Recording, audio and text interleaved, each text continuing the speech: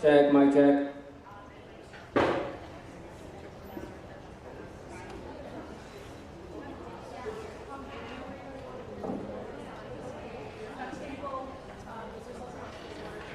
Check, mic check. Check.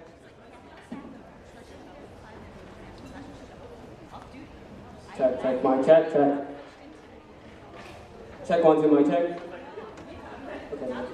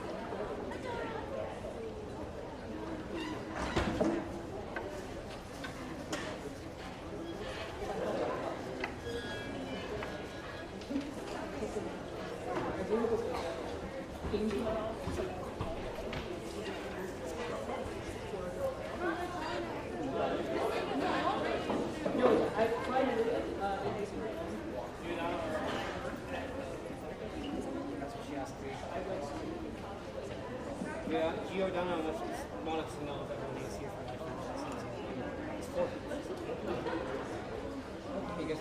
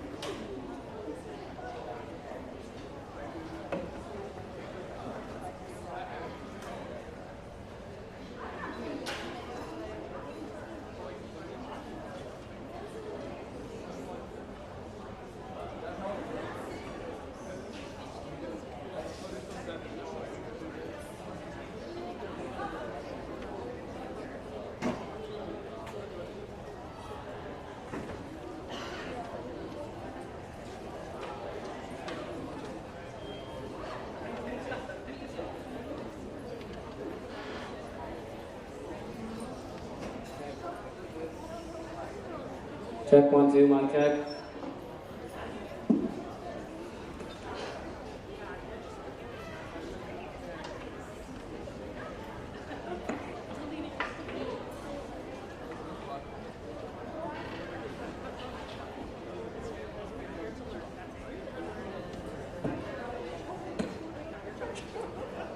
Check.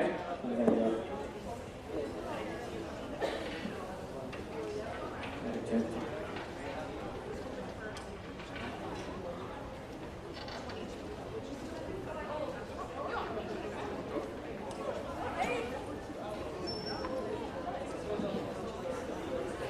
Right now, check, check, check.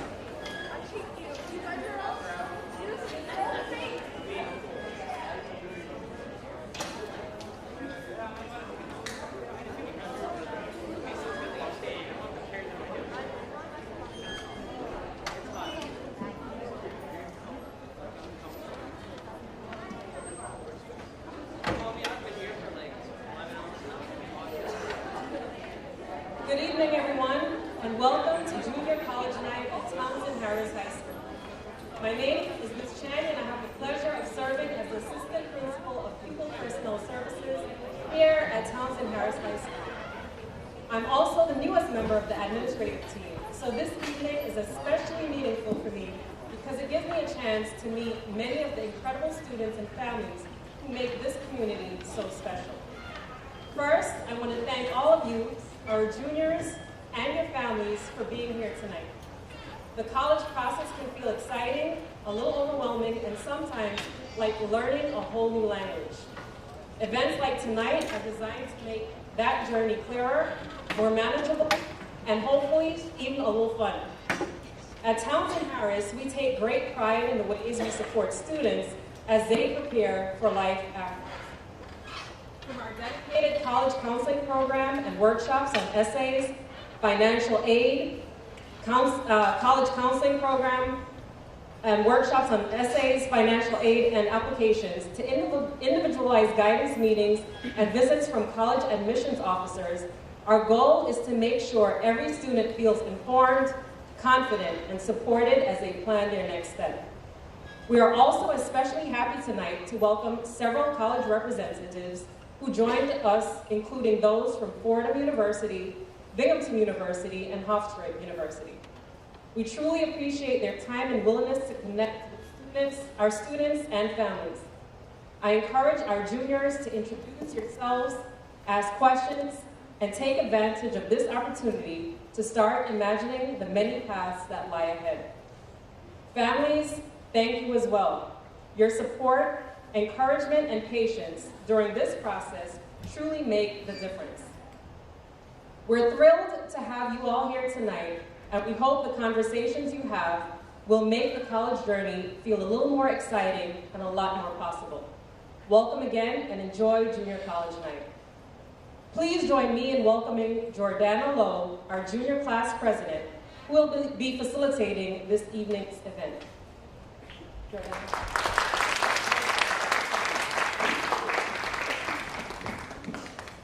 Good evening, parents and students.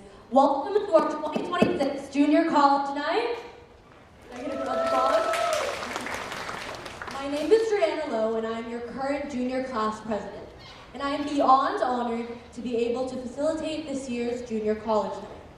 We are very grateful to be joined tonight by admission officers from 3 prestigious colleges and universities tonight, as they share their insights of their school's admission practices and processes.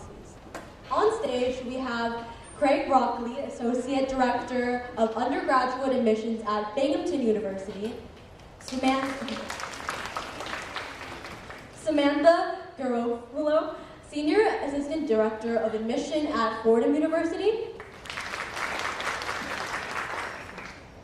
Brian Rothstein, Director of External Relations in the Office of Undergraduate Admissions at Hofstra University. Welcome and thank you all for attending our college night. On behalf of my fellow students, I will ask the panel to address a list of student-driven questions. After that, we will leave some time for our students and parents to ask questions as well. So starting off with our first question, please share with us some basic facts about your college or university, such as location, size of student population, admission criteria, majors of study, and if you are a private or public school. Alrighty. Good evening, everyone. Thank you so much again for joining us, and we're super excited to be up here chatting with you and working with you through this process. You will get to know many of our faces up here and many more as you transition and begin senior year. That is just around the corner. Crazy to think about that, but here it is. As you had heard, I am Brian Rothstein, Director of External Relations at Hofstra University. I am also the admission counselor that works with students coming from Brooklyn, Queens, and Staten Island high schools. So should Hofstra end up on your list, which hopefully it will, the smiling face that many of you will communicate with throughout the process. Hofstra is a private school located out on Long Island. From here, it's about 20-25 minutes, located right by Roosevelt Field. So for those who are familiar with, that's our location of where we are. We're a SMedium, yes, you heard that correctly, SMedium-sized school. a smaller to medium-sized institution, about 6,300 undergraduate students and about 3,000 graduate and doctoral students, so it classifies us as a smaller to medium-sized institution. Our average class size at Hofstra is about 21, with our largest class being just shy of 40, and our smallest class being about 8. So although that small personalized approach really is there, we are a large campus size, 244 acres of absolutely sprawling green grass, beautiful campus, feels like you're out on the countryside.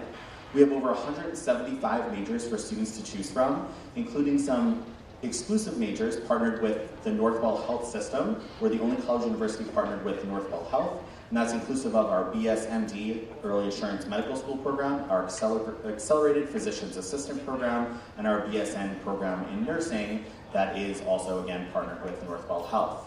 Amongst that, we also have a School of Business, a School of Engineering, a School of Law with an Accelerated Law program as well. So there are many, many options for those of you who have an interest in the sciences, to those of you who never want to take a science class ever again, for those of you who might be want to be on stage like we are today, and those of you who never want to be on stage. So many different options for what you might be looking for.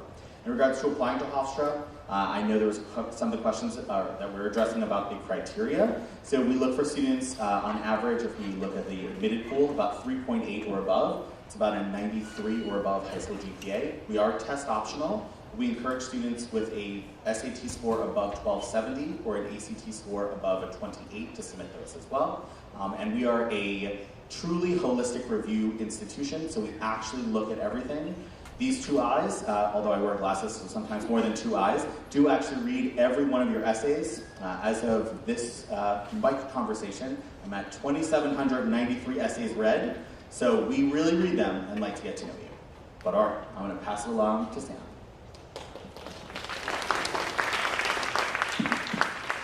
Hello, everyone. So my name is Samantha Garofalo. As Brian said, everyone calls me Sam. I use she, her pronouns. I am one of the senior assistant directors of admission at Fordham University. We are located here in New York City. We have two wonderful campuses, one in Bronx, that's our Rose Hill campus, and then our Lincoln Center campus in Manhattan. I personally work at the Lincoln Center campus, but they are both absolutely wonderful, and they do both bring their own merits. Our Rose Hill campus has wonderful Gothic architecture. It's 87 or so acres. I don't remember the exact number off the top of my head. But it is a beautiful campus with Gothic architecture and sprawling green grass and wonderful elms that you can lie under. Our Lincoln Center campus is located on the Upper West Side. It's 4 buildings that are all high-rise, and we have dorms available on both campuses with housing guaranteed for all 4 years.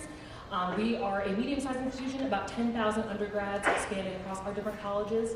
We have Fordham College at both of our campuses, as well as our Gabelli School of Business located on both campuses. Within our business school, some popular programs are accounting, finance, and marketing. And then within our liberal arts and sciences programs, there are over 70 different programs across all of our colleges, but some popular programs include biology, our psychology program, political science. We do have 2 performing arts programs, theater and dance, which are both located at our Lincoln Center campus. We're a private institution in the Jesuit tradition. We are the only Jesuit school here in New York City, so that's the foundation of our mission and our school. We are very passionate about social justice and service, becoming people for others, or being people for others, I should say, and caring for the whole person. So it's kind of our agreement to you to care for you as a whole person, and your agreement to us to care for our community and to care for our neighbors.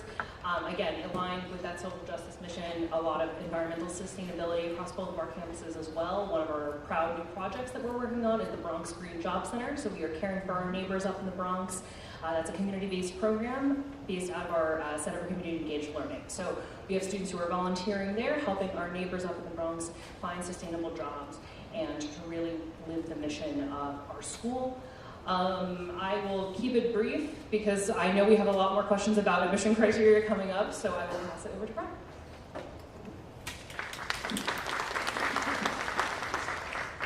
Hello, everybody. I'm really happy you are here today, listening in, zooming in, tuning in, wherever you're coming in from, because you're at a great high school. We are happy to be here, but we're not worried about you all because you're ahead of that wave of getting all this information, and you have a really good team of counselors here that are going to make sure on a good path. I'm Craig Broccoli. I'm the Associate Director of Admissions for Binghamton University, part of the State University of New York. So in that title, you can hear it's a public institution. The last 11 years of the 15 years I've worked in admissions, I've been based in Queens. So been to Townsend Harris many times here.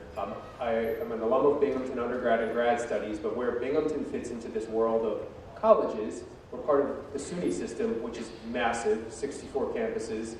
It's the largest public system out there. Then, of course, we have the CUNY system here in New York, so you all as New Yorkers, plenty of public options. Binghamton is one of the larger universities. We're an R1 research university, so high-level research across all areas of study. Academically, we tend to have the highest academic standards in the state systems here in New York. The average student's usually around that 96 profile average. Students are above and below that, right? Test optional. So we're going to look at test scores if you submit those. Typically, the average SATs around that 1375, 1400 mark, about that 31, 32 on the ACT.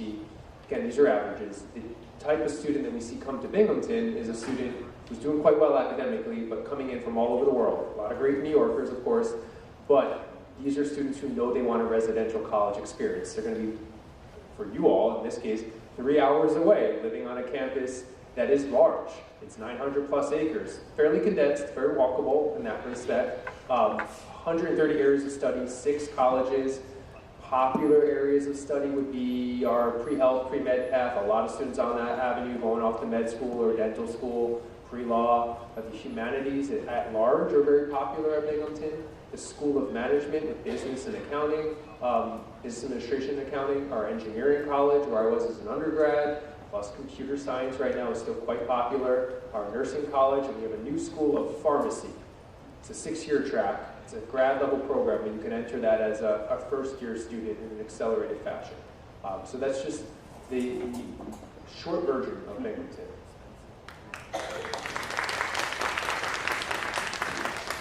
Thank you all for that. So regarding applications, what are some of the major factors that you look for in an applicant?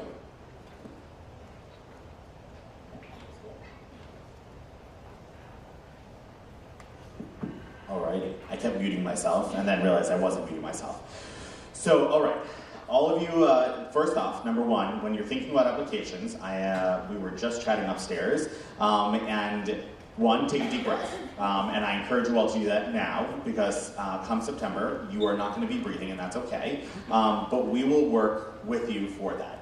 When we're looking at applications, one of the biggest things, and I encourage you to ask this at any school that you're applying to, is, are they a holistic approach? Most schools are. And what a holistic approach, for those of you who might not be familiar with what that actually means in the admissions world, is we are really looking at everything. So when you submit 7 or 8 letters of recommendation, I don't encourage that, that's a lot, but when you submit 7 or 8 letters of recommendation, we're going to read 7 or 8 letters of recommendation. When you write an essay and you tell us about why you have a passion for what it is that you are interested in doing in your life, when you write an essay about a factor you overcame in your life, we're going to read about it. We may reach out to you about some things. We really, truly are peeling apart the different layers of your application because we want to get to know you as an applicant. The numbers are important. You heard us all talk about numbers and requirements and pieces like that, but that is just one blip on the map in regards to the application process. We really want to get to know you, and whether the school is large or small or super tiny, all of us are here to get to know you through this process and to work with you through this process. Us working in admissions, I always joke and say that I feel like the Wizard of Oz, right? We are scary behind the curtain, but we're really not, right? At the end of the day, we are all humans, and we like to know about our students applying to the university because maybe there is something that would fit you really well. Or maybe you told us that you have an interest in being a physician, but biology is not your favorite, and we can talk through other major options early on in the process versus later on after maybe you've already started and realized it's not the right fit. So that's some of the pieces, but I'll pass it along and have other pieces chat about. Yes, thank you, Brian, for teeing us off with a holistic review. I think that is a very important part of our review at Fordham as well. We are obviously going to look at your academics. We know that you are taking difficult courses. You are really putting yourselves through the ringer, getting those, going through those hard classes, those honors courses, those AP courses. We're going to look at your transcript to see how you're challenging yourself academically. That's certainly a piece of the puzzle, but it's not the whole puzzle. The holistic review is not just something that we say. It is something that we do. As Brian said, if you're sending us 8 letters of recommendation, we're going to have to sit there and read 8 letters of recommendation. So my advice for letters is always quality over quantity. because we do have to read them all. So we want to make sure that you're sending letters to us that are from people who know you quite well. But yeah, in addition to academics, we're looking for different key factors that are going to align with our school. So with Fordham being a Jesuit institution, those Jesuit tenets, again, it's care of the whole person, people for others, and magis, which is a word that you may know because you may be taking a Latin course, but essentially it embodies just doing for the greater good. And we're looking for people who embody those different things, and it can be in a number of different ways. It could be doing community service, it could be through helping out with your family and taking care of younger siblings. It could be working a part-time job. It could be having a leadership position in your different clubs and organizations here at school. It could be any number of things, and every person is different and coming from a telling a different story, coming from a different background, and that's why that holistic review is so important, because we want to get all of those different pieces of the puzzle to get your full context as a person and an individual, not just a student. Yes, the student, transcript, all of that is important as well, but we want to see you as individuals. We want to get to know you through the different pieces of your application, and that's why we really rely on that holistic review process. So it's not any one specific thing that we're looking for, but we want to just see that you're ticking off those boxes for students who meet our academic fit, but also kind of embody the mission of our school. And that is very well said, because when you think about this, most schools are going to tell you they practice some level of a holistic review. And I want to emphasize the level of that, because not all schools, although they may have a holistic process, are going to use the same sort of weighting or factoring of those other things about you. A school like Binghamton is a holistic review school, but we also, as I mentioned earlier, are a pretty large public. Often the large publics are going to heavily lean on the academic side, the numbers behind the scenes. And to be clear, academics are important to us, not because we're just simply looking for the best GPA, or if we're taking test scores, the best test scores. That's not the main reason. There's a lot of data and evidence on these campuses that they're looking at. How likely are you going to do well enough in your first year at our institution that you'll be here for your second year? You'll hear this, colleges say retention rate, how many students return for their second year. The indicator there is that we want, especially the four-year institutions, for you to be on a path to graduate in 4 years or less. And usually, especially for these big schools that have a lot of applications, your numbers are your best indicator that you're going to succeed at that campus. And we all tend to know who our typical students are. That is why we lean on your transcripts, particularly here at Townsend Harris, and seeing how you've done over time, not just the end number, right? How you got to that average, and how you've done with challenges over time. Those are big factors for the public institutions. Certainly the other components that were mentioned, but maybe to a lesser degree you'll find that, especially when you see schools with upwards of 100,000 plus applications, yes, they're probably heavily leaning on the academic numbers. Thank you. If you just came in, you can also just find a seat anywhere.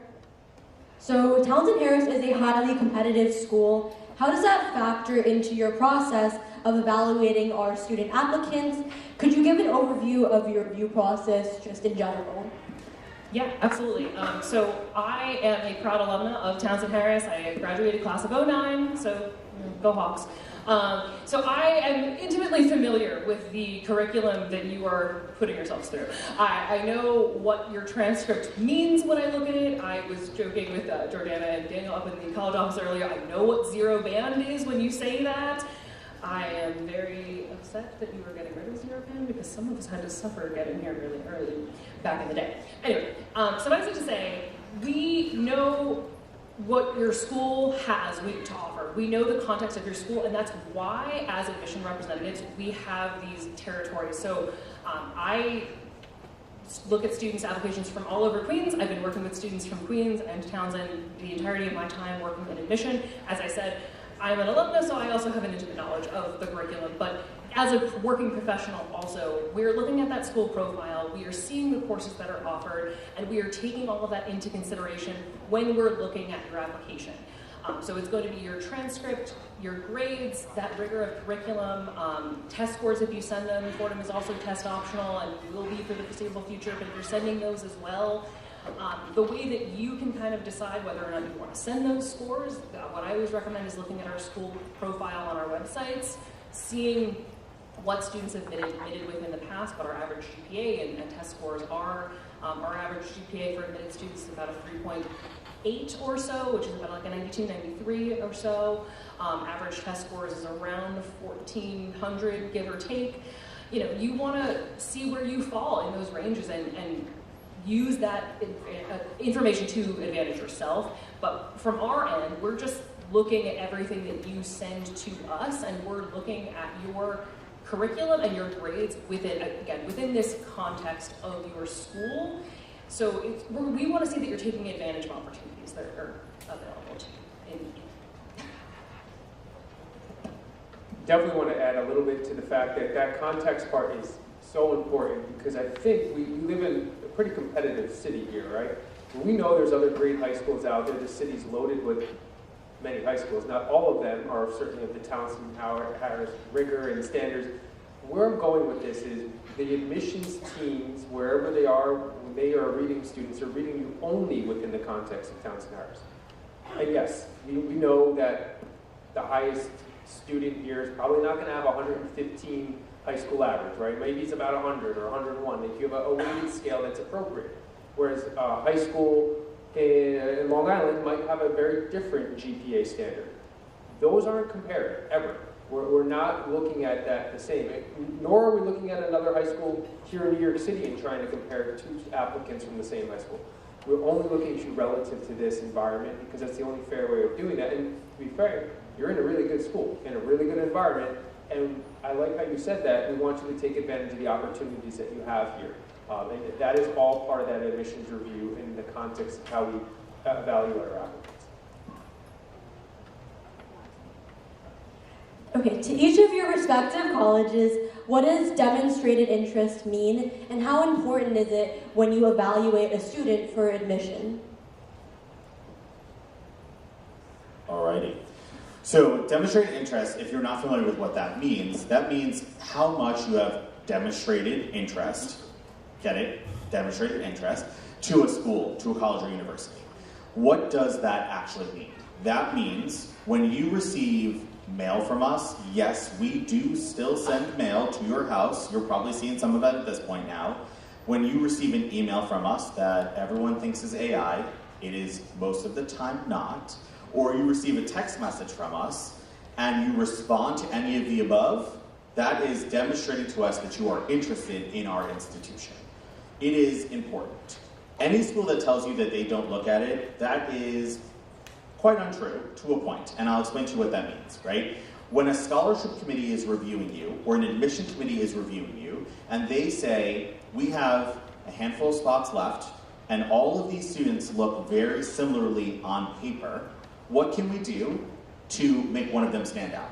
They will peel apart different layers down to the tiny little minute piece to say what makes someone stand out over the other. What that will do is, did you interact with us? Did you come for a tour? Did you interact with the admission folks, like us up here? Have you interacted with any of the communications we sent out with you? So that does not mean open up your phone right now and email all the colleges that have emailed you thus far. That means that as you find schools that you are interested in, express your interest to those schools. Ask a question, take a tour, reach back out, send an email, respond to a text message. I always laugh, at Hofstra, we're quite well known for sending out a lot of communication. It is our thing, that's who we are, so sorry in advance for those of you that will get that. But I can't tell you how often I have students and families come up to me and they say, oh my God, you're a real human. I have my name tag on. I'm like, yeah, I'm not a robot, I'm not AI, I am actually a human. So it's important because it then also puts your name on our radar. So you heard Craig talk about, he can see thousands and thousands and thousands of applications. But the more that you reach out, the more you communicate, the more you make yourself stand out in a multitude of different ways. Craig's going to recognize your name. I'm going to recognize your name. Sam's going to recognize your name. So that's an important piece of demonstrating you're interested in a college or university and keeping yourselves on our radar. You've heard about the familiarity with Townsend Harris and all you have to bring to the table, but this is the extra layer of that on top of it. The one piece I want to add to that is This is part of the reason when you hear people give advice on a number of schools to apply to, that you want it to be the appropriate number. I know we see all these free applications that pop up over the year that you'll have in front of you next year.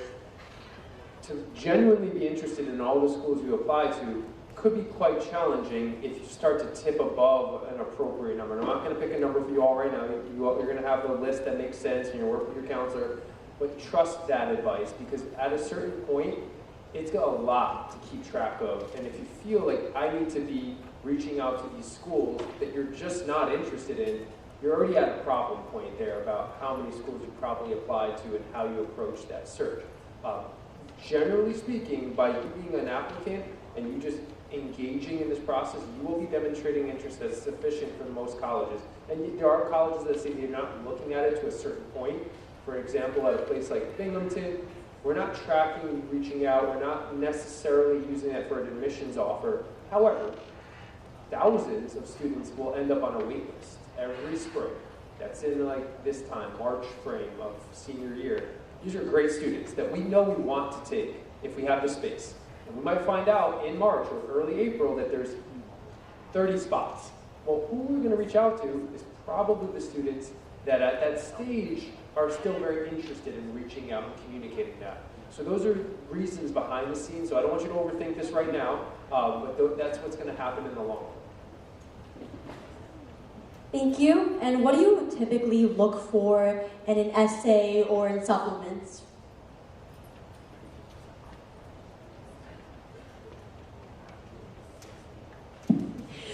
Yeah, so, I mean, the short answer is it depends on who you are. It could be anything, which I know is not a very helpful answer, but it's a personal statement for a reason, and what matters to you may not be what matters to me. What I would have written about in my personal statement is completely different from something that you write about.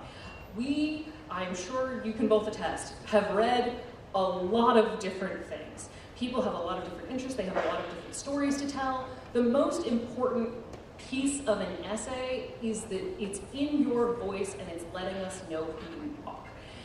It should be well written, of course, but have someone proofread it, make sure it makes sense, make sure it's cohesive. But the meat of it all, what you're writing about, it can really vary from person to person. You may have a particular interest that you want to share that you've been involved in, or a hobby that you've been a part of for a long time. Maybe just a piece of your life, something that happened to you that you overcame that you want to talk about. Any and all of those things are the correct answer. It just depends on what the correct answer is for you. And there's no one size fits all for an essay, and that is why it is a personal statement. But I mean, the fact of the matter, you want to have something that is well written and proofread. Please proofread your essays. We I'm sure have all seen some silly little typos over the years, but other than that, the content of it, it is very much a personal choice of what you're writing about. If you don't know where to start, talk to your best friend, talk to your parent, talk to your sibling. Ask them what they think about when they think about you, and then use that as a jumping off point. There's so many ways to get ideas for what you want to write about in your essay, but there's not really a wrong answer. Yeah, and having this idea that you want to write to the college, knowing that you want to communicate to them something, is an important piece for starting, because the more you overthink of it has to be the perfect thing that the college wants to hear, you're going to start thinking about what we want to hear. We don't even know what we want to hear. We don't even know what we want to read. We want to know who you are. And if you start thinking about what is it that I want to share, something that you might be excited about. Maybe it's not something you're excited about, but you feel really important, that it feels very important to you that you want to share that. That helps you get the ball rolling and started on this. Try to avoid falling into that trap of, well, I heard a friend of mine wrote about this, or I looked on AI and they say write more like this through ChatGPT, whatever format that you might be using. That's putting you down the path of sourcing information that is not necessarily what we're thinking about. And that could pause you in this process of just getting going on that writing part. That's the hardest part, is getting going. Once you have a draft going, you're off to a good path. Yes, you're going to want to refine that and spend some time on that, but trying to be more excited about what you're writing about will help getting started. I'm just going to add one more thing that we talked about as well earlier upstairs with some of your counselors and some of your classmates. Also, you're going to want other folks to read it. There should not be 30 other people reading your essay. The more folks that read it, the more advice you're going to get, and the more it's going to take away from the original thought and the original premise of your writing sample. So it gets diluted, perfect word. It gets diluted from what you originally wanted to say. Should you hand it to others and have others read it? Absolutely. And one of the pieces of advice I always give when I talk about writing your college application essay is hand it to someone and let them read it. If they think it sounds like who you are, then that's it. It's good. It's ready to roll, right? Someone should be able to pick it up off of the floor in the hallway. Don't litter the floor, but someone should be able to pick it up off the floor in the hallway and read it and say, I know exactly who this is. And that's how it should sound. Your voice, your tone, your information, not everyone else's input and everyone else's advice. Just staying on the topic of applications, what do you typically look for in letters of recommendations? Does it matter what subject the teacher has taught me in? And should I send more than the required number of letters? A lot of questions in that, which is good. Generally, one, follow the guidelines. If the school's requiring one, they're only probably going to read one. If they say 3, well, they're requiring 3, they're probably going to read 3, not 6, not 5, not 20. Stick with what is required because that's what they're telling you is all they're probably going to look at. The way you should approach the letter of recommendation under the context that a letter of recommendation 99.9% of the time is recommending you as a student. In the many years I've been in admissions, I haven't read a letter of recommendation that says, don't admit this student. But the way that you might want to optimize how you're looking at your letters of recommendation is having somebody write about you who can write about you beyond just the fact that you did well in a class. We can see that part. If it's a class you did really well in, but you're also really involved, you're a student leader, you help other classmates and the teacher can attest to that, great. That might be a good recommender. Maybe it's a class you struggled in, not your best grade. Maybe that teacher can talk a little bit about how you dealt with some of those struggles. Maybe how you stayed after or you did extra help assignments. And wherever that might have gone with that class and that teacher, that could help in the sense of writing a letter of recommendation that talks about you as a student, not just your grades. We know that part. There's a piece to this, though, that you have to also think big picture. If everybody's asking the same person to write that letter of recommendation, they probably are going to write those letter of recommendations, or all those students who asked, unless they tell you no. But maybe there was another opportunity for another teacher who might not be getting all the same requests. Who could spend a little bit more time writing that letter of recommendation for you on your behalf that they're going to submit off to colleges. We're not looking at the letter of recommendation and saying, are you admissible because this teacher or frankly your counselor said you're great. That's not how that letter of recommendation is used. What it's used for is to help us zoom out a little bit and understand how you might be as a student on our campus, but also help clear up some of the questions we may have had about your transcript. It's not used as this like sort of tipping point, are you good enough because a letter of recommendation said you are. So don't worry too much about what is actually said there, but understanding how it fits into that big picture. Yeah, I mean, I will just add very briefly, again, it's getting, and this is much to your point of what you were saying, it's about like getting that context. You want somebody who can actually speak to the things that you're doing in the classroom, you know, beyond just your classwork as well. So you're going to want to pick people who know you, and as I said earlier, it's quality over quantity. So for Fordham, we require 1 letter of recommendation from an academic teacher or counselor. A lot of people do send more than 1 letter. I would say 2 or 3 is usually the sweet spot because we, you know, have to read them and we need to get through all of them. There are only so many hours in a day. But you also, we get it. You know, we want to hear from the people who know you. And if you are asking everybody to write you a letter of recommendation, it gets very muddled, and having those few poignant letters from people who can actually speak to you very specifically, who know you quite well, and can really pinpoint those key things that we're looking for in an applicant, those are going to be the things that we find helpful, and it kind of fills in and it rounds out, and it's really just adding all of that context to things. But yeah, that's go ahead.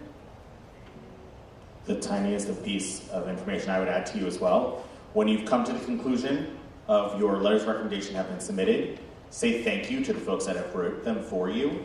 That is a really big deal. I know it seems like, okay, well, that's kind of part of their role in their job, right? Yes, but just as Craig had mentioned, there is very often you find one teacher or one counselor or one individual that every student across the whole community loves, and they may write for all of you or for many of you. So 1 letter of recommendation and 400 letters of recommendation are very different, right? And very often we'll find they're not formed letters. They do not ChatGPT your letter of recommendation. They actually tell us about you. So they spend a lot of time. Your counselors spend a lot of time writing about who you are as students. So I know that sounds silly, but the word thank you, a thank you card, a hi, I want to pop my head in and say thank you, really means a lot and goes a long way.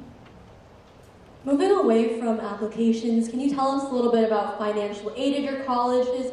Do you have any specific policies such as need blind or need aware? And what are the opportunities for merit scholarships, grants, and loans? And just to start off, if you would be able to define what terms such as need blind or need aware is for those in the audience. Alrighty, here I go. Alrighty, financial aid. So, a couple of things. First off, very many schools offer merit-based scholarship. To start with that word, merit-based is based off of your academic performance coming out of school. So, overall GPA, often a progression in grades. So you've heard all of us talk about that. How did you start off high school and how are you doing? What have you taken in comparison to what's offered at your school? So are you taking some of those college level classes? All of you are. Are you taking AP level classes? All of you are, right? We're gonna look at all those pieces, and that's gonna come in for a merit-based scholarship.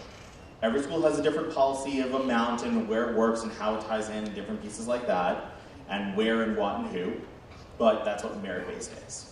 When you're thinking about something that's need aware or need blind, I combine those two for a quick second there. Need aware means that a scholarship may be awarded to you based off of your financial offerings or your family's financial background. So what I mean by that is that if your family has $7 million in the bank, good for you, that's awesome. They will be cognizant of what may be offered to you based off of the finances behind your family and the support you'll have financially for college. If a school is need blind, that means whether your family has $7 million in the bank or negative $70 million in the bank, they do not care, does not matter. The scholarship is awarded to you based off of whatever that might be that you're bringing to the table.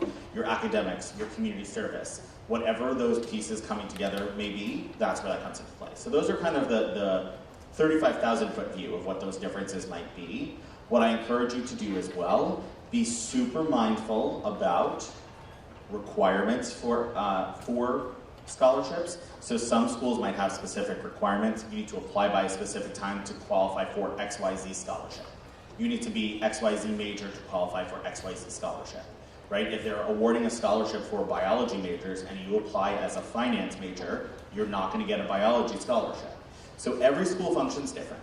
At Hofstra, just to give you a quick brief overview, ours are all merit-based. They're based off of the academic performance. They are need blind, so we award them based off of just the academic component of it. When we're doing that, they range from $8,000 to about $40,000, so they cover on average about 70% of tuition. So it kind of gives you a fair amount of money to really help offset the cost. Private schools are more expensive. College in general in the United States is not cheap, and we all know that. And all of us, of course, want you on our campus community. Should you be the right fit and should we be the right fit? But we're going to work collaboratively with you to make everything we can affordable as best as we can. I will say for Fordham, when we do your initial review, it is mostly, I would say, need blind, but for some of our scholarships we are more need aware, but it's a very confusing and quite frankly convoluted process. It's a lot of different steps. Merit scholarships, as Brian said, they are based on your merits. They are what you are bringing to the table, and that's kind of your first stop on the train, if pardon the metaphor. But that's kind of stop number one. We are looking to see what your merits are, how you have achieved in high school. our top 10% or so of students do get some of our higher merit-based scholarships, but all students are considered for merit-based scholarships. But then beyond that, second stop on the train, you're going to fill out the FAFSA and the CSS profile so that you can also qualify for need-based scholarships and grants. And that's where our kind of counterparts over in our financial aid office are going to come in, and they're going to bring that to the puzzle. So we're all kind of adding on things together. We also have non-need-based scholarships, which again is just like, I'm throwing lots of terms at you. At Fordham, I would say the biggest one that we have, or like the most relevant one, is our Metro grant, which is for students who are living here in New York City and choosing to live at home and commute to campus. That's a grant that you can get that will be added on as another grant or scholarship to your financial aid package. So all of these things are coming together. As Brian said, college is very expensive. We know this, we are so aware of this, and that's why we want to work with you. We want this to be a collaborative process. We want you to work with us in our financial aid office to try and make this work so that you can follow through and get a financial aid package that is something that allows you to choose us, because we are trying to choose you, but it is a two-way street. It needs to be a fit in both directions, and so we want to work with you. That's why you are working with our offices, with our financial aid officers as well. We want to make sure that this is a good fit for everyone, and that everyone is kind of all on the same page with what with what's going on. We're learning a lot tonight, everybody, so I get it. And this might be things that come up again over time. Generally speaking, financial aid parts of this shouldn't be the reasons of how and when or where you apply, but ultimately they will come to a very important picture when it's deciding time. Just for clarity on the public institutions, there's another kind of subset of this need awareness or need blindness. Publics are just, by definition, need blind, meaning they're not even looking at any of your financial resources from the application lens, from the standpoint of, do we think you can afford to be here or not, or do we have enough financial aid to give you? We're only working, generally speaking, with state and federal aid. Yes, for New York publics, you get the benefit of the in-state costs. CUNYs and CUNYs are going to be, from just the sticker price, lower than most other colleges out there. Yes, there could be merit scholarships. I'm talking generally in terms of the entirety of the systems. Each school has their own process on this, where you might get a merit scholarship at one public and not at another. It's not all universal there. Again, but their starting point would be lower, so the scholarship amount is not usually going to be a huge amount. It's all relative to that cost of attendance under the same philosophy. You want to make sure that we can kind of meet you where you're at, that you're investing in this value that you're looking to get out of the 4 years, and it makes sense for you and your family. Certainly when it comes to families that really have a high need, right? There's not a whole lot of resources. The state and federal resources will only meet some of that, and the institution tries to meet the rest of that in many cases. You'll find that in the public system there too.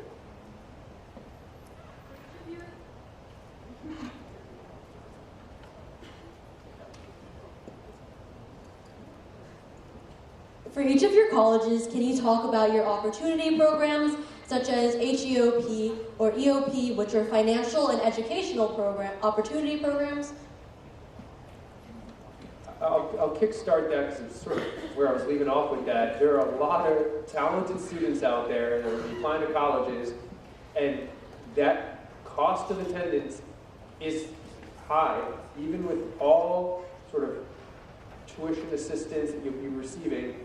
There is a gap there that forms. Now, the opportunity programs in New York, there are a couple big factors. There are HEOP, Higher Educational Opportunity Program. On the public front, for the SUNYs, there's EOP, Educational Opportunity Program. The CUNY side, it's SEEK or College Discovery. So same kind of definitions there.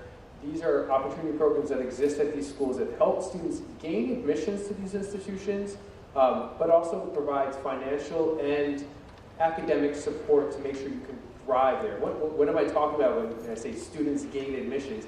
Generally speaking, if you're qualified for an opportunity program, you're a great student that might fall just below the academic admissions averages for that cycle. But also, in full context, family financial background was on the lower side there relative to even most of your peers, right? The way we're looking at this, and a lot of New Yorkers will end up qualifying for an EOP or an opportunity program just based on number of people in the household and total income and qualifying for the application stage of this.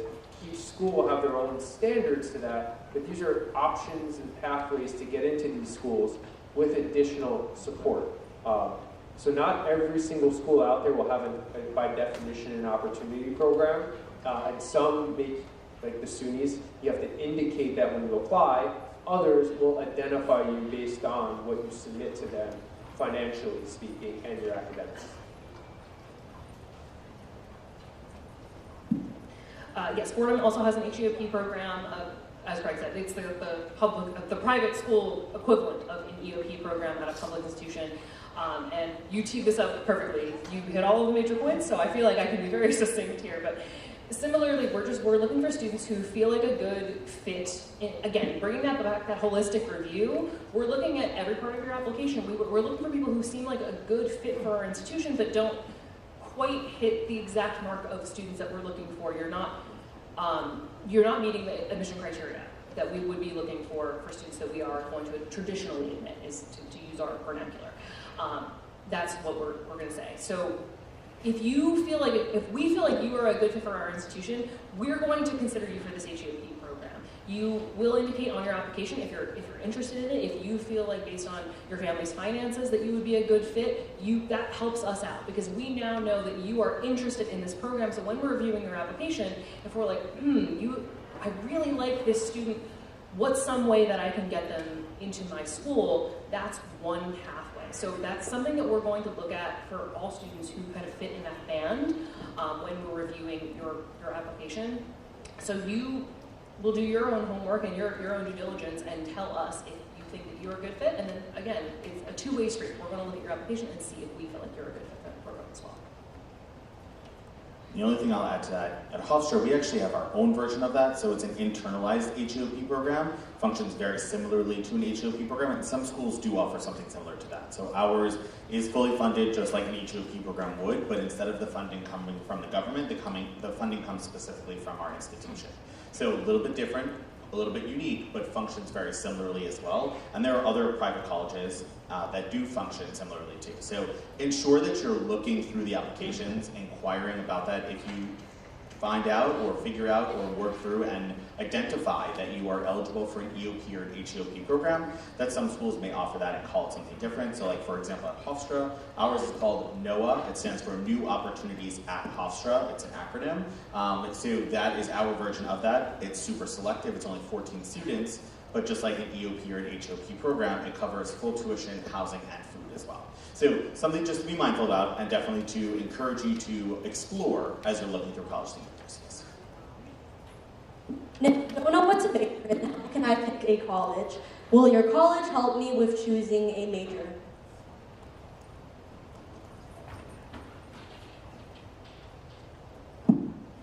So for Fordham, as I mentioned earlier, we have two different colleges, our Fordham College, which is Liberal Arts and Sciences, and our business school, the Valley School of Business.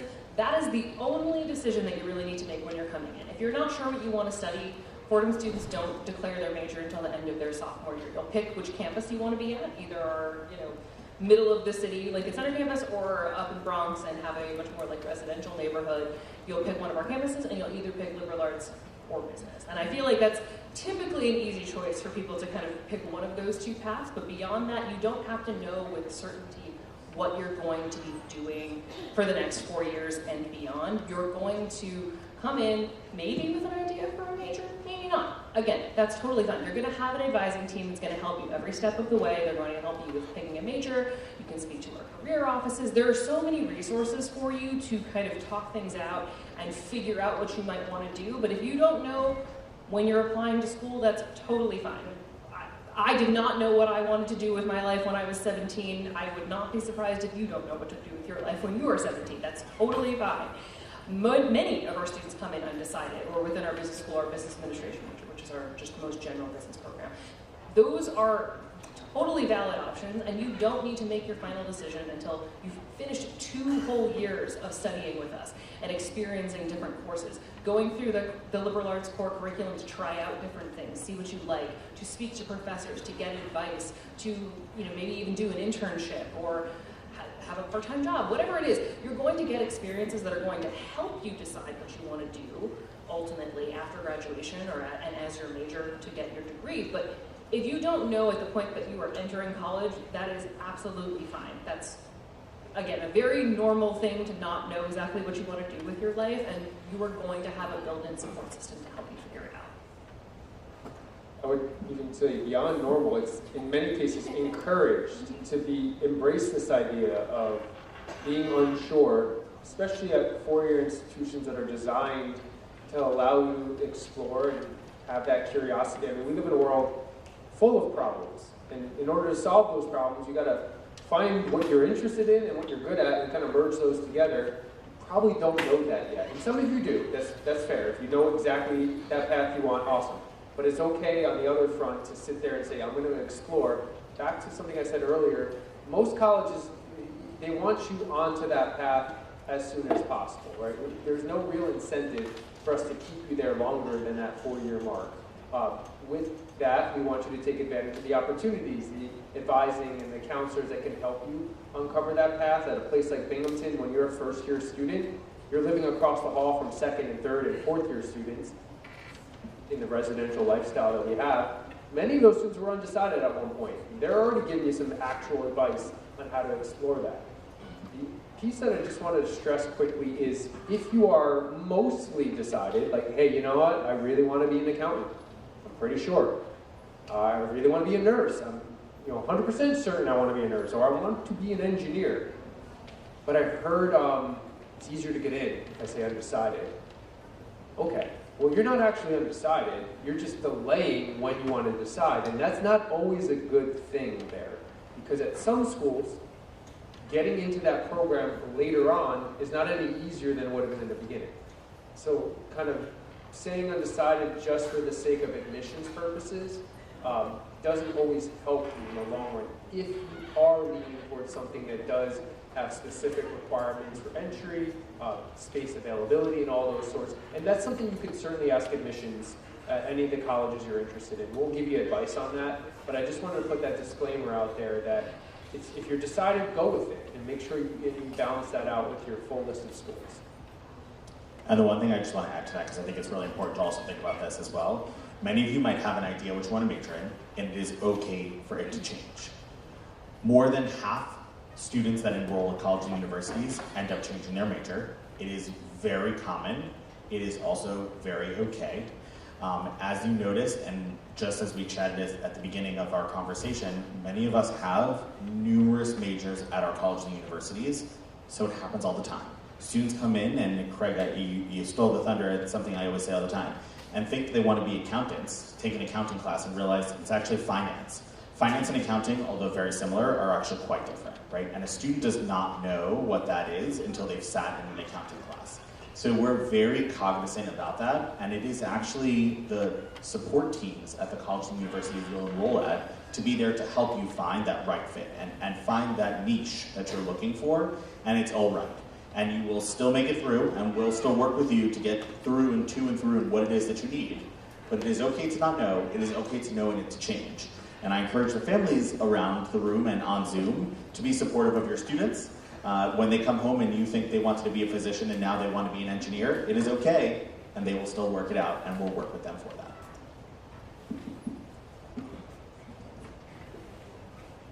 So does your institution have an honors college? And if yes, how does a student apply? And what benefits does it offer? And does your institution offer any unique programs, such as a dual degree or direct entry programs? So once again, lots of questions. Thank you, Jordana.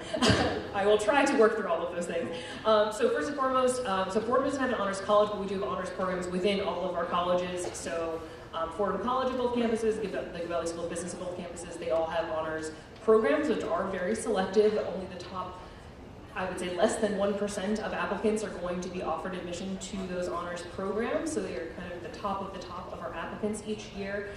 You can't indicate interest in those programs, but we're going to automatically review students for those honors programs in the same way that we review all students for merit scholarships when we are reviewing your applications. You'll have access to honors-only programming and spaces on campus, and it really just is a very small selected group of our students who, again, are the highest achieving students who are applying to Fordham each year.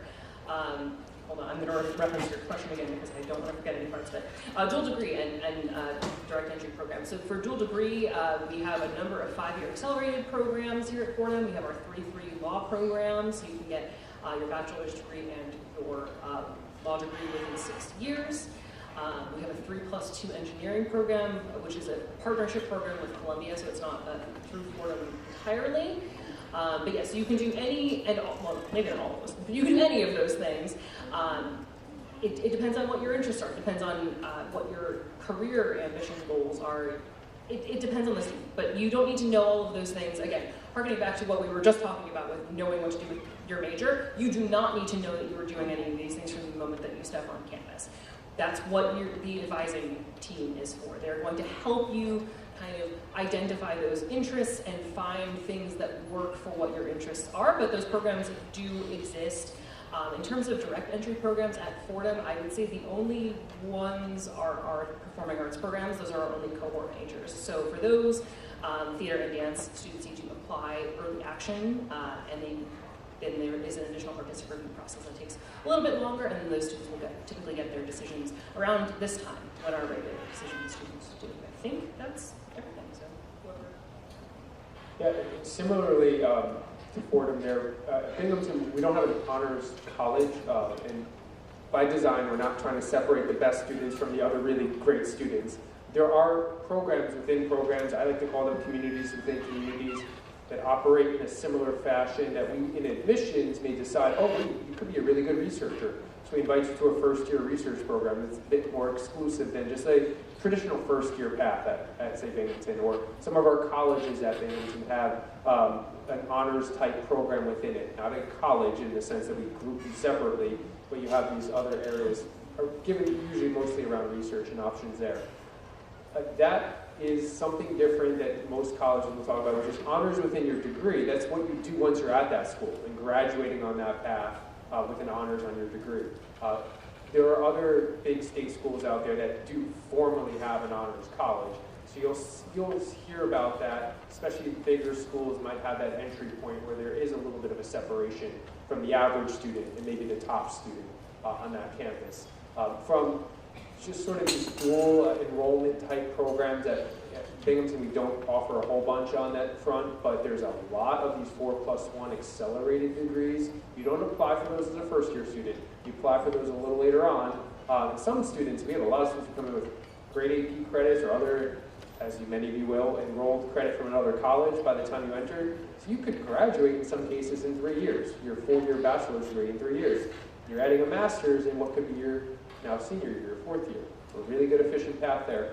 The only exception, the only addition I'd say is that new pharmacy program, which is 6 years. That is an accelerated combined program all at Binghamton, where you can get a doctoral level program in that 6-year window. So Hofstra is, of all the schools up here, the smallest, and we do have an honors college, which is something that you would check off an interest in on your application. You also can be invited to it based off of your admission criteria when applying, but our honors college is quite unique. So should you not be offered admission when you apply to the university, we actually have 3 other entrance points after your first semester with us, after your first full year with us, or after your 3rd semester or year and a half with us. So a little bit different. It is extra distinction on your diploma and on your transcript. You can be any major and part of the Honors College. And Honors College courses are designed specifically around your major. So it's a little bit different. And what that means is that, for example, if you are a forensic science major, your forensic science class will be an honors level forensic science class. So a little bit different, a little bit unique, but again, great question to ask at any of the schools that you look at. In regards to a dual degree program, we have 111 dual degree programs, so there are a lot of them. Everything and anything in between. Many of them offer a 4+1, as you had heard, and that's what a vast majority of them are. Some of our programs that are required for early assurance or anything along those lines for an advanced degree, our 4+4 BSMD program as a partnership with our medical school, which is the Northwell Zephyr School of Medicine, is very selective. It is a 5% admission rate. It is one of our 2 programs that do require submission of SAT or ACT scores. The other program being our Physician's Assistant Accelerated 5.5-year program. To get a bachelor's degree and a physician's assistant degree, it's usually 7 years. Ours is 5.5, so it accelerates it quite drastically, and you are graduating with both degrees in that short amount of time. And then in addition, we have a couple of other joint programs, that 3+3 program similar to Fordham. We're getting your bachelor's degree, your law degree from us in 6 years versus 7 at Hofstra's Law School. And then last but not least, or actually 2 other ones, one of our newer program is joint with LIU's College of Veterinary Medicine. You're actually your bachelor's and your veterinary degree through them. And then also a joint program with Rutgers School of Dentistry for you to earn your degree and then your dental degree with Rutgers. So every school's different, every school offers something different. So that's when that research comes into play, which is a great segue, I think, to your next question. Thank you for that segue. How do we start preparing now as juniors and sophomores for college admissions? And what should juniors be working on now to help stay on top of the process? You guys good for me to continue? All right, so I'm going to continue. Segue question, here we roll. Okay, so as juniors, sophomores, maybe there's some freshmen in the room as well. It is a stressful time. As I said before, take a deep breath. It is a lot, and a lot's going to be tossed at you in a very short window. It is all right. Everyone goes through it. Everyone makes their way through it. And the support team you have here at Townsend Harris is the best of the best. And we're not saying that because we're sitting here. It is really true. They know their stuff. They know where to interrupt. They know when to put a pause. They know when to suggest and where to suggest and where it's important. So rely on them, but also rely on yourself and internalize it yourself. This process is your time to shine. It is your time to find a right fit school. What does that mean? That means visit. Go to a school, go to a campus. You basically live on a college campus right here, right? And I can probably venture to guess that at least half of you have never toured Queens College. Yes, you walk around all the time, you do different things, but have you ever actually signed up for a tour, taken a tour? If you have not, you should. You may not go to Queens College, you may not even put it on your list, but take a tour of it, right? And look at the schools in the local area as well. There are many colleges within a 15, 20-minute car ride. There are many colleges that are very easily accessible through public transportation. Myself and Sam are both very easily accessible through public transportation. So you should look at schools. You also get an idea of too big, too small, just right, too far, too close, way too close. Queens College, way too close maybe, right? So you want to think about those different pieces of what it might be that you're looking for. And that will help paint the first layer of that picture on that college search process. So as you're entering your junior year and juniors entering their senior year, sophomores entering their junior year, start the process of looking at colleges. You should be prepared. Many of you probably looked at schools, but if you have not, this spring break coming up in a whopping 2.5, 3 weeks, month shy, whatever it might be at this point, that's what you should do. Choose a school and visit a school. And what I say to students and their families all the time as well, when you were out on vacation this summer, visit a school in the area your family likes to vacation. My parents bought a house very far away from here because we looked at a school somewhere we vacationed. I didn't go to school there, but my parents moved there, right? So you find a place that you like, and that might be that right fit for you. So visit, visit, visit, visit, visit. One more time. You should visit. Thank you, Brian. That was a very good starting off point. I agree. I concur wholeheartedly. Visiting schools is very important, and it's a really great way to find what you like and what you don't like. If you don't have the means to visit in person, virtual tours are all over the place. I highly recommend those. A lot of schools will have very interactive virtual tours where you can still get that personalized experience, still see the ins and outs of the campus, but you can do it from the comfort of your couch if you'd like. Doing your research, again, looking for these things that you either are looking for or things that you are not looking for. There are so many websites and search places where you can find information about schools. I work on our data management team within the admission office, so I help update all of our facts and figures on all of those websites, so I'm very familiar with how many of them there are. I highly recommend using those resources, using those search features, wheedling out what you do and do not want. If there are specific majors that you're looking for, specific extracurriculars that you're looking for, sports, location, if you're looking to be in a small little town or if you want to still be in a big city. I can't tell you what you want, but you may have an idea, or you may not have 100%, knowing what you want to do or not, but that's okay. That's how you're going to start, with a very, very big list of schools, because there are so many schools in New York City, in New York State, across the country, around the world. There are so many schools. So you are starting from a very big pool, and you need to narrow it down to a list of things that are potentially good fits for you. So you're not just, blindly throwing a dart and hoping for the best. You want to get all of that information and then pare it down to what you actually want. And so honestly, just thinking about the specific things that you might want. Size of the town or city that you're going to be in, the size of the school that you're going to be in. Do you want to be sitting in a lecture hall? Would you rather be having a small Socratic dialogue conversation? I don't know. I don't know what you want. That's what you are going to sit back and discern and think about and reflect on. And then using that information to search schools that might be a good fit for you. And then choosing to visit those schools either in person or joining for virtual events. All of our schools have those different kinds of things that you can get involved in. So you can get more information, and you can ask folks like us those specific questions to see if it is actually a good fit or if it was just a good fit. Yeah, fit is super important.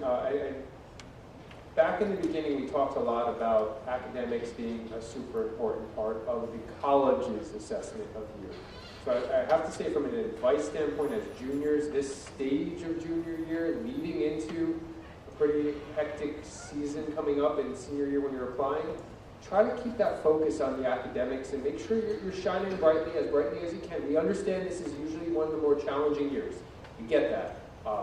There's other things going on in your lives. You're probably involved in extracurriculars or trying to add some. Those are important for you. It's important for you to figure out things you like, or maybe you have some responsibilities at home that you got to take care of. Keep that. Make sure you're honing in on that, but don't lose focus on making sure the academic part is solid. Don't give up on that piece, because by the end of this year, that's the first set of grades we're going to probably see when you apply in the fall. But in this process, leading into next year, I know I'm jumping ahead here, it was said in many ways, you got to find the right fit. And a lot of that has to do with you as students figuring out who you are and what you think you're going to bring to the college. Not from an admission standpoint. Trying to get away from this idea, well, this college will pick me because I have this grade and they're going to see how impressive I am. Maybe, but that's not the point of this. The point is getting into a college, not that just picked you, but the college that you see yourself at, the college that you're excited to join, not just simply be admitted to. Right? If it all stops on, well, I got admitted to this college that I didn't think I could get admitted to, now everybody can see how impressive I am. Well, you still have to then get through that college. And if you didn't do any of the good work of figuring out who you are, the type of student you are you a collaborative student, or are you more of a competitive student? These are all factors, right? Finding a school that fosters that environment requires you to know what environment you want, and don't lose track of that during junior into the beginning of senior year. It makes the rest of this a lot easier. And it helps you find the type of school that you really like, and it makes that list of schools you're applying to make a lot more sense. But it also makes this a lot more personal and fun versus just hoping you're admitted or, waitlisted for that matter. You want to make sure you're admitted to the right type of schools in the long run.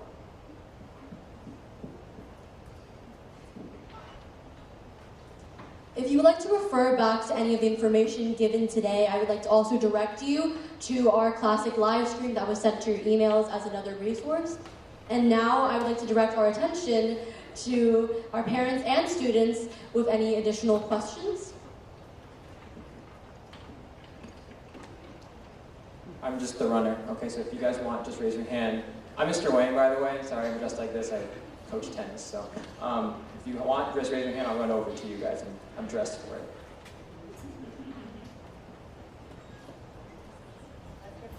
No questions?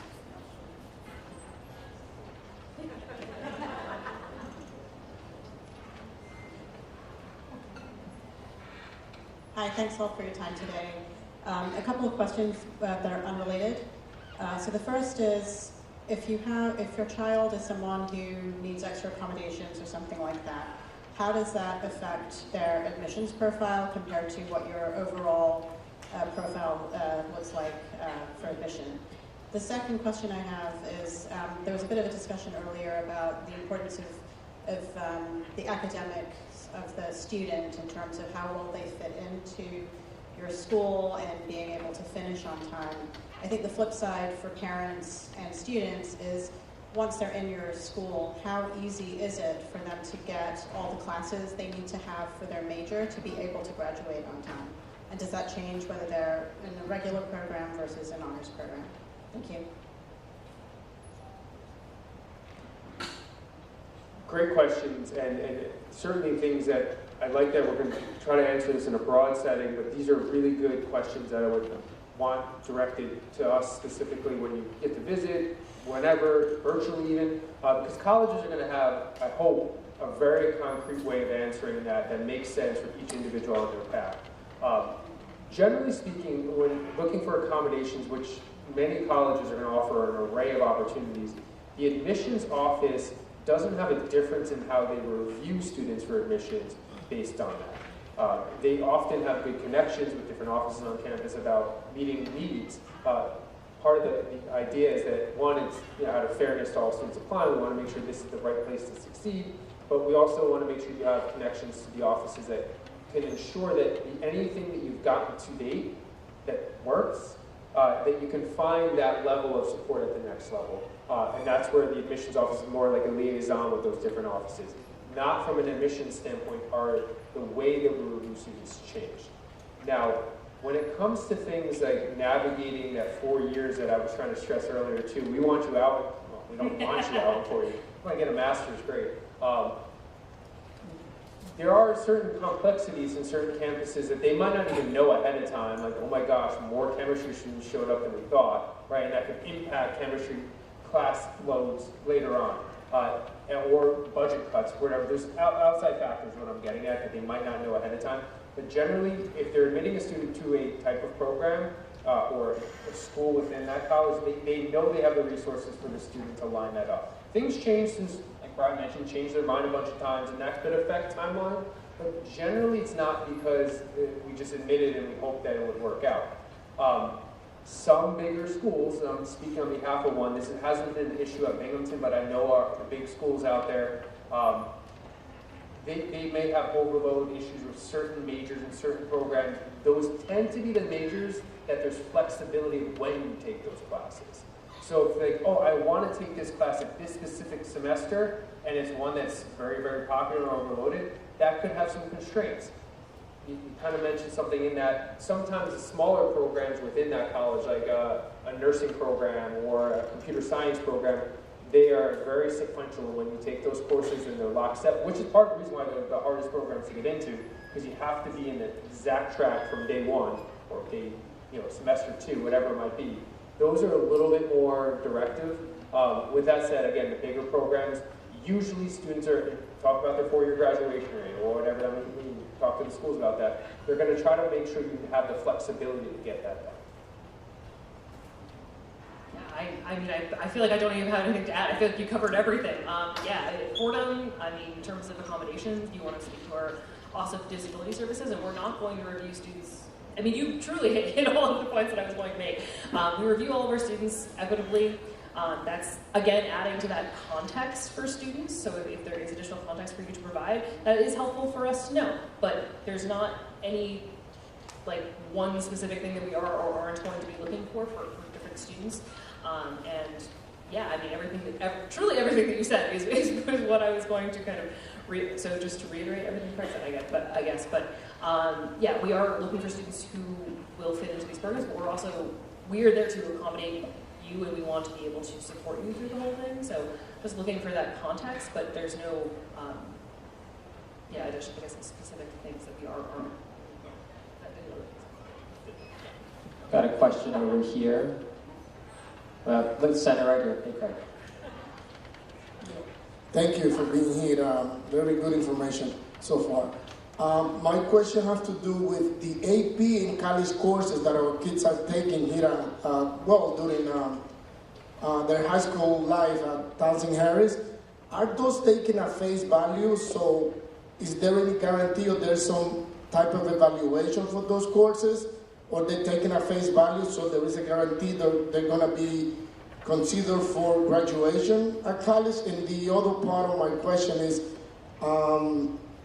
the courses that they are taking, either AP and college courses, they are going to accelerate the graduation. Is that what I heard a little bit? Thank you. All right, so gonna answer both your questions and say to you that I encourage you to inquire with any school that the student applies to, because every school functions differently and may look at them differently. AP exams, for the most part, at Hofstra specifically, 4s and 5s on the exam will award student credit for those courses. Some 3s intermingled here and there. Most colleges and universities will have a chart on their website with the exact score they're looking for on the AP exam, what they will receive course-wise for that exam, and how many credits they'll receive for that exam. So I encourage you to also look at the school's websites, but also reach out to the admission folks at those schools. Every school might have a limit of amount of credits a student can come in with. In order for a student to get a degree from a college or university, they need a certain number of courses and credits specifically in-house, so like at their home institution, so that it will be where the credit limit might come in. So for example, a student coming to Hofstra can come in with up to 30 college credits coming out of high school, so that would basically shave a year off of their education, kind of like what Craig said before, where students are coming in with a large amount of credits and may earn their bachelor's degree in 3 years, and then that master's degree in 1, so really in 4 years they might be earning a bachelor's and a master's degree, so that could be possible. In regards to the credits coming out of like a dual enrollment, so like a college level class through Queens, through St. John's, through whoever else it might be, usually a C- or higher at our institution will award students credit for that as well. So that's like in the mid-80s, early 80s for students who earn credit for it. Here's where some of the caveats come into play. When a student is applying to, like, for example, our accelerated physician's assistant program, you cannot accelerate it any faster than it's already happening. So no matter what, even if a student is coming in with 30 credits, they are going to be there for 5.5 years. If a student is coming into a nursing program and has taken many of the earlier science-based classes, they still have to take them as part of the certification piece of it at a college in a college lab-based piece of it. So although they're coming in with those credits, it is not going to count towards their degree. They're not going to move any faster through it. Same thing with the BSMP program. You find that a lot with science-based programs, but it depends. So that's where the caveat is, I encourage you to ask that question to any college or university that you are coming to. The credit-wise piece of it, most colleges will award credit all across the nation from any regionally accredited college or university, which any of the schools that your schools partner with is that. So. Yeah, one thing that I would add, as Brian said, you're going to want to look at this on a case-by-case basis because every school has different policies. Fordham's credit policy is, like, I would say one of the stricter ones, but in terms of AP courses, they are kind of serving a dual function as a part of your application.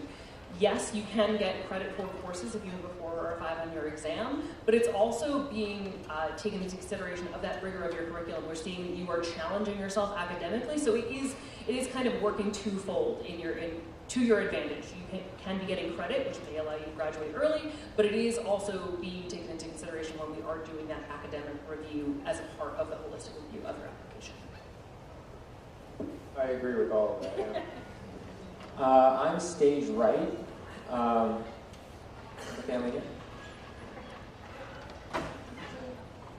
Good evening. I first want to thank you, all 3 of you, for being here. This is a very daunting process, so I greatly appreciate your presence here. My question is, do you have insights into other colleges and universities that the student will be applying to? And do you factor that into your decision whether to admit that student or not? And my second question is, could you talk a little bit about whether you participate in early decision and how does early action influence your decision in admitting that student? Thank you. Of course. Considering Binghamton's a public Ivy, if you apply to any Ivy League schools, you're automatically denied. No, I'm joking. It's a complete joke. Hopefully that's not recorded.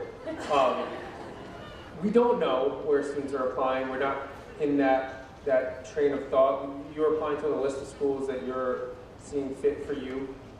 There's no, even within a big system like the SUNY system, we're not aware of that. In fact, I would encourage you to apply to multiple options in that. But the early question, and I know it's something that is starting to probably pop up in a lot of minds, are early action, or maybe early decision for some of you, depending on the schools you're looking at. Generally speaking, like the advantages when you're looking at earlier time frames, so you all are here tonight, you're thinking about this, there's probably a good percentage, maybe all of you who knows, that will aim to apply early somewhere. That could be early action, it could be an early decision that's a more specific path. But early action, when you're doing that, you're essentially, for a school that offers early action, you're signaling that, one, you're ready to go. That's usually a November deadline. You got all your information in early.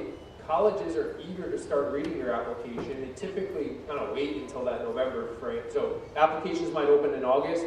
No one's reading your application in August, or September very likely, or probably not even in early October. But they're going to get into reading that during that early action deadline time frame. They're going to make a decision as early as they can, which often would be sometime in the January time frame that you'll get a decision back. And it could be a very positive, you're admitted. Just, all the spots are open in early action, so maybe there's a slight higher chance that you're admitted for all things being equal, good academic student, all that. And early on that you got into that certain school, you have typically an early action all the way up until May to decide of your senior year. So plenty of benefits with that. If you're not admitted, sometimes you're just automatically, or what we call a deferment, we're going to move you over to regular decision. That means we still want to see your senior year grades. We think you're doing well. You applied early action. We want to see that progress. That's a really good spot to be. Again, another benefit of that early window that you got your application in, but the college is still keeping it into consideration a little later on. So just a little insight on that if anybody wants to chime in. Yeah, I would say the other piece of applying through these different rounds is if there are specific programs, again, we've spoken a lot about different majors and different programs and things that you might be interested in, but if you are interested in one of those like specific apply to this cohort direct entry kind of thing, some of those do have different deadlines, and again, that's going to vary by school, it's going to vary by program.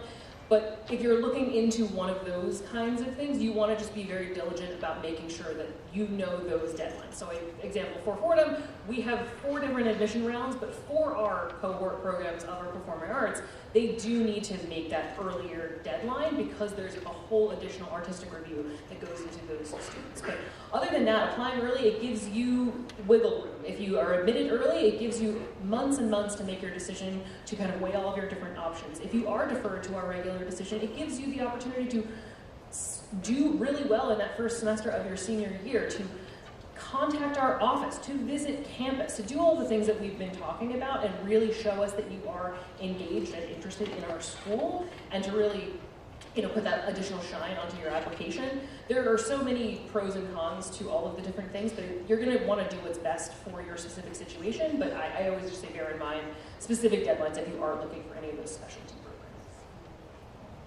I just want to add one thing, because if I heard correctly, during the question, someone had referenced early decision and early action. Those are 2 different things. So I just want to make sure that everyone is familiar with those terms, because we talked a little bit about need blind, need aware. These are also terms you're going to need to know. So early action, applying to a school early action, is an early application that you are admitted to the school early and still have until a decision deadline, usually May 1st for most colleges and universities, when something is due. Early decision and applying to a school early decision means that you are signing a binding contract with that school. If you are admitted, that is the school you are going to attend. There will be other terms that will be flying your way: restrictive early access, restrictive early decision, restrictive all rolling admission, early admission. There are a lot of terms. Don't be fearful of them and ask questions. That's what they're all here for, and you should ask questions about them. But early action is non-binding. Early decision is a binding contract. So those are the 2 hot ones that you want to think about. And if something has the word restrictive, it follows suit of what it is. It might have some restrictions behind it. It's a question over. Okay, sorry. Thank you. I have 3 questions. So my first question, which pertains to campus life and culture. what is a typical day like for a first-year student? Regarding admissions and financial aid, do you guys offer any on-campus employment, and are any of them work-study related? And finally, for touring, what should I do if I'm unable to visit the campus of the college I want to go to because of like scheduling conflicts? But I still want to show like a little bit of interest. Those are really good questions. They could somewhat be lumped together under that student life bubble there. That's where I love where you're thinking about this. Just in general, if you can't visit, or even right now, if you're not ready to visit, there's plenty of places you can go locally, but go online, go onto our virtual tours, check those out. Even if you are planning to visit, it's good to get that exposure ahead of time so you know actually what you're looking at when you get there and maybe the type of questions you want to ask. Many of our students are working on campus at a place like Binghamton, so I'm going to lump that together. What's your typical day in the life as a student? A highly residential campus. Everyone's living there. There's no commuting to a place like Binghamton. There's 14,000 students there that are coming in from all over the world, so there is not a typical day in the life in that respect. You live in these little communities, they each have their own sort of village-like feel, they're all interconnected, Division I athletics, so our men's basketball team did not make it to March Madness, neither did our women's, but they got really close. A big fun storm of the court and a buzzer beater 2 games ago. It was a lot of fun. You'll get those moments in that respect, but you're also going to have a 200-acre nature reserve on campus. We do a lot of work within this sort of natural upstate New York area, and then 5 minutes down the road, literally 5 minutes, is the city of Binghamton. It's not New York City, it's a small city, it's a college city, so it's built around student life, right? A lot of art galleries, cafes, 2 semi-pro sports teams. That would be that lifestyle 3 hours from here. You would be going away, meeting a lot of people from around the world, coming back to the city when you need to, but that's your lifestyle there. I think Craig said everything definitely correctly. So something I just want to add as well, when you think about a campus community, every student's experience on a campus is going to be different, and it is what you make of it. So what that means is get involved. If you were involved in high school, mirror some of the things you enjoy that you're involved in high school on a college campus. You may find other things that you're interested in. You may find other things that you never thought you would be interested in. I always use as a great example, one of my colleagues who I always laugh when she tells the story. She was the star rugby player. She laughs when she talks about rugby now because she would never play it ever again. But it was something she never did prior to college, went to college, had a grouping of friends that she found that had an interest, and then she joined the rugby team, and that was a one-time lifestyle piece, and then disappeared off of her lifestyle piece of it. So everyone does something different. You get involved in different things. You may want to join a fraternity or sorority. You may want to be involved in a club sport. You may want to be involved in a religious-based group or a group that's based off of your major or community service. Every school, every college, university has something different. At Hofstra, we have 220 student clubs and organizations. We have 21 Division I sports teams. We have a multitude of Greek-letter organizations. There are so many different things to do, and your life is going to look different based off of what you're involved in, what you're majoring in, how your internship and experiential learning folds into that. So every student is different, every year is different, and unlike Craig, about half of our students do reside on campus, so there are still some commuters, but there are commuter students that are there at 7 a.m. and stay till 11 p.m. and go home and sleep and then just come right back. So everyone is different, everyone's experience is different, but you have to make the best of it and make the most of it. Yeah, I mean, everything that these two gentlemen said it's spot on. I think the only things that I would add is this is pretty much going to be true of anywhere you go. If you want to get involved in clubs, a lot of schools will offer club fairs and those like engagement opportunities really early on when you are starting in your first year so that you can see what's available. Fordham has over 200 clubs and organizations across both of our campuses. We encourage our students to take part in events and clubs and classes across our 2 campuses so that you can really be immersed in New York City. If you do want to work on campus, we have work-study opportunities if you qualify for them, but there's student employment for all students if you would like to seek that out. So highly recommend reaching out to our student employment offices to do that if you are interested in doing that. A great way to learn about student life beyond visiting on campus, visiting virtually. I'm sure you two have similar programs, but like for us, you can chat with student ambassadors online. You can social media. There's so many ways that you can reach out, but we have our own integrated way that you can chat with student ambassadors who are students who work for our offices and have answers to your questions, but also are real living, breathing students who are on our campuses with their own experiences, and they can give you their perspective on what it's like to be a student on campus, and give you that like very personalized anecdotal evidence for why it was a good fit for them and why it might be a good fit for you. There's one thing I just want to highlight as well, sorry, I'm so sorry. But the question was also about work study. That is a very specific term, so I just want to clarify what that means as well. I'm the definition guy. I am an encyclopedia, in case you haven't noticed. Just joking. Work study, federal work study is money granted to a college or university to grant to you through your financial aid package. Not every job on campus requires federal work study. Almost all of them have potentially a federal work study opportunity and then also a job opportunity. Just because you don't have federal work study does not mean that you cannot get a job on campus. And just because you're not granted or are granted federal work study doesn't mean that you can only work up to a certain amount. So work study is different. That is something that comes specifically through your financial aid package and through your financial award. There is also jobs on campus, and every one of our colleges hire students that are not federal work study to work on campus across a multitude of different job opportunities, from athletics to food services to the bookstore and so on and so forth. We have one question here, and then we have time for another one after 10 o'clock. Hi, thank you so much for your time today. I have 2 questions. What is the class size and different class types? And are there any study abroad opportunities at your school?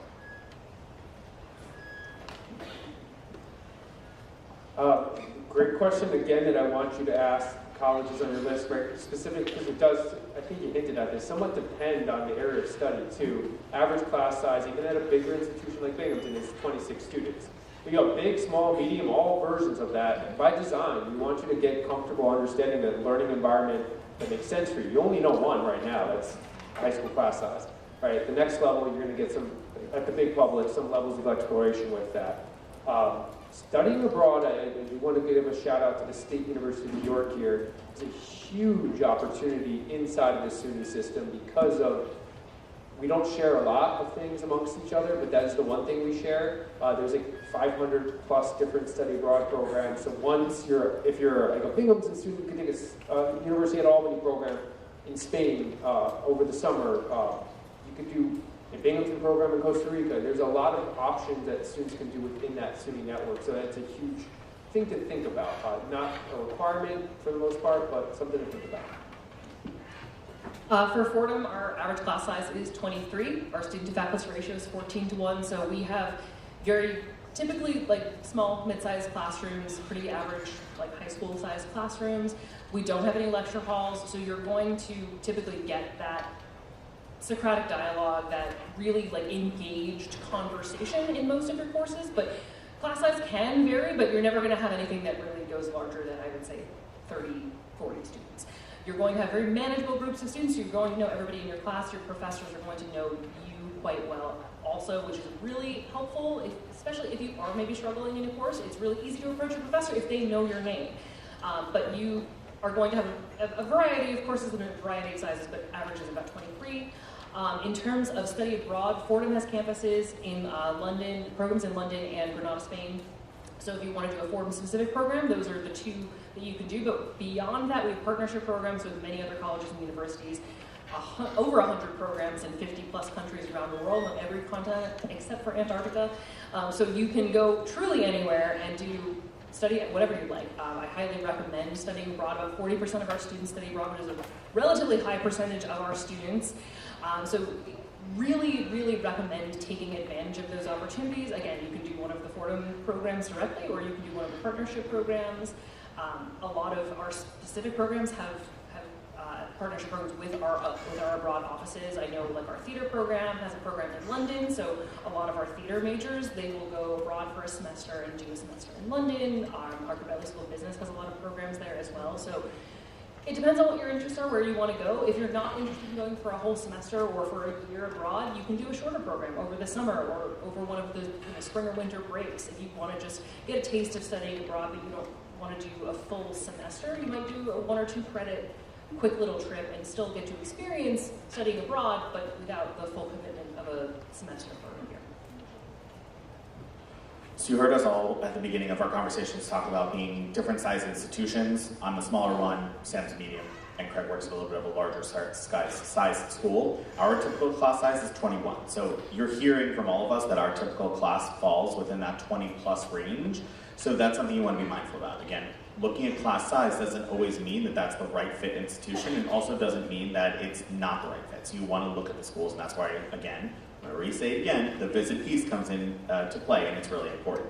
Largest class at Hofstra, probably about 40, and our smallest class is just about 8. And then in regards to study abroad, we specifically have programs across 66 different locations around the world. But again, that is something I encourage students to take part of. Not everyone will. No matter what school you go to, not everyone will. But I encourage you, if you're going to do it during your educational component, it's a great time because you're immersing yourself in a culture somewhere, an educational culture somewhere, and oftentimes also an experiential learning piece elsewhere as well. In your public class. Thank you for being here. I just have 3 questions. The first one is, do colleges look at your unweighted and weighted averages, and also how do they take that into account? And my second question is, how can you figure out what college to go to if you don't really know what your passion is yet? And my last question is, what are the different kinds of admissions types? Like you said, rolling admissions and some other stuff, so I just want to know more about it. Okay, I'm taking over for Brian as the definition person. So there are a number of different ways that you can apply to school. So rolling admission means you can apply at any point as soon as the application is open, and then typically not like the second that you've applied, but starting at a date, usually in November, decisions will go out on a rolling basis, meaning that they just will go out as applications come in. There's no specific date that you will get all of the decisions from that one school. So that's what rolling means. It's just like it happens going on and on and on. The other rounds that we were talking about, the early decision, the early action, the restricted, whatever the heck that one's called, I never remember. All of those different things, regular decision, those determine when you apply to a school, if there's a binding agreement or not, and when you get your decision. So early decision, those are the binding agreements. So for Fordham, for example, we have both early decision 1 and 2. So those have 2 different deadlines and 2 different dates that you would get your decisions, but they are both binding agreements. Early action is usually that's the non-binding, apply early, get a decision early. Regular decision is typically apply a little bit later, usually in January, and then get your decision around this time of the spring. So there's different rounds that you would apply through, and then get your decisions based on what the college offers. So that's going to vary from school to school, so you'll just want to know, is there a specific deadline or not? That's the big difference between one of those specific rounds versus rolling decision. In terms of weighted or unweighted, all of that, that's going to vary from school to school as well. I would say for Fordham, we typically will use an unweighted GPA, which may cause us to have to recalculate your courses just to make sure that we are getting an unweighted number so that we can compare students across the board. We also will, you heard me maybe say earlier, our average GPA for admitted students is a 3.78. Your GPA is not on a 4.0 scale, so we're just converting that so that we are comparing apples to apples across the board, and we are looking at a number that is the same kind of number across the different schools who are applying, or high schools that are applying to our university. And then your last question is honestly the hardest to answer, how to decide on a school. And really that's a lot of different factors that are all going to be juggled together, and really taking into consideration all of the things that we've said tonight. It's finding things that are important to you and things that are maybe less important to you. So if being in a big city is important, you're going to want to look at schools that are in a big city. If big city versus small town does not matter to you at all, but you really care about musical theater, and you want a school that you can do musical theater at. Maybe not even as a major, but you just love musical theater and you want to be involved in a drama club. That's a thing that you can look for. I'm speaking from example. I wanted to be involved in theater on campus, but I did not want to major in theater. So I was looking at schools that were maybe a particular distance away from New York City because I perhaps wanted to get away from the city for a few years. Maybe you don't want to get away from the city for a few years. We're not here to tell you what is or isn't the correct answer there, because that's a very personal decision. But it's kind of identifying those different things and asking yourself those questions so that you can then sift through all of these colleges that exist and see what fits, onto your list, what checks the boxes that you're looking for versus does not.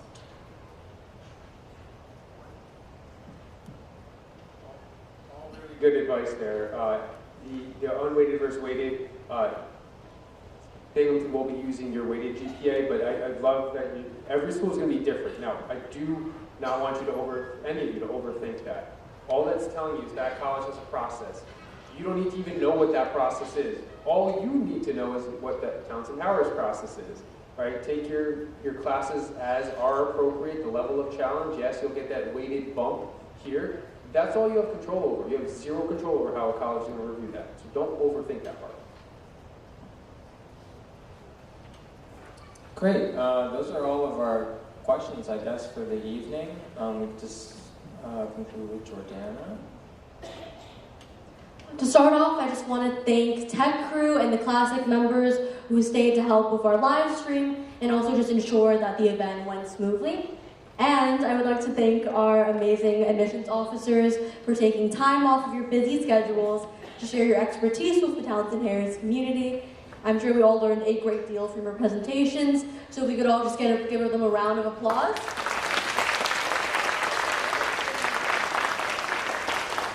And we would all just kind of like to present you with some Townsend Harris souvenirs as a token of appreciation, which is in front of you guys. And to our audience, thank you for coming and have a great night. Thank you, everyone. The counters will be in the front if you guys have any questions. Yep, so we'll stick around. 如果你们有什么问题，你可以在前面问我们。Si alguno de ustedes tiene alguna pregunta, estamos en el frente para contestar.